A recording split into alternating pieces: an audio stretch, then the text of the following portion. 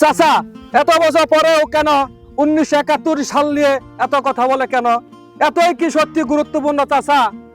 বাবা, যে জাতি তার ইতিহাসকে ভুলে যায় সে জাতি তার ভবিষ্যৎকেও ভুলে যায়।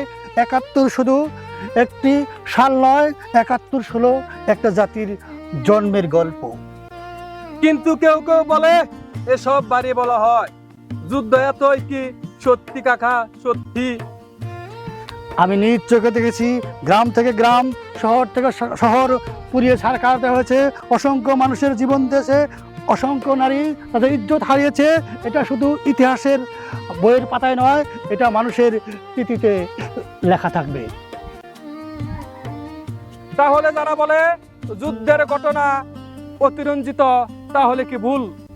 ইতিহাস নিয়ে প্রশ্ন করা অন্যায় নয়, কিন্তু যারা প্রমাণ দলিল সাক্ষ্যকে অস্বীকার করে সেটা ঠিক নয়। ইতিহাস জানতে হলে প্রয়োজন গবেষণার, এবং সেটা গুজবে নয়। গুজব মানুষকে বিভ্রান্তি সৃষ্টি করে। আমরা বুঝতে পেরেছি অতীতের কথা অস্বীকার না করে আমাদের জানা প্রয়োজন প্রয়োজন। এটাই তো আমি চাই, ইতিহাসকে সম্মান করো, জানো, শিখো, আর যারা দেশের জন্য জীবন দিয়েছে তাদেরকে কখনো ভুলে যেও না। কিন্তু বড় দুঃখের বিষয়, স্বাধীনতার 55 বছর পরেও আজ এক প্রজন্ম বের হয়েছে যারা ইতিহাসকে, মুক্তিযুদ্ধকে বিকৃত করার জন্য তারা উল্টাপাল্টা কথা বলছে। ও খুদা, ও খুদা।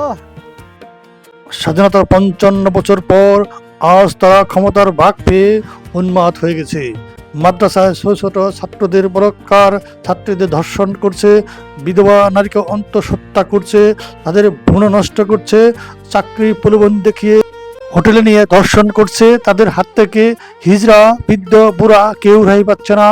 দেশটাকে আজ ধর্ষণের রাজ্যে পরিণত করতে যাচ্ছে।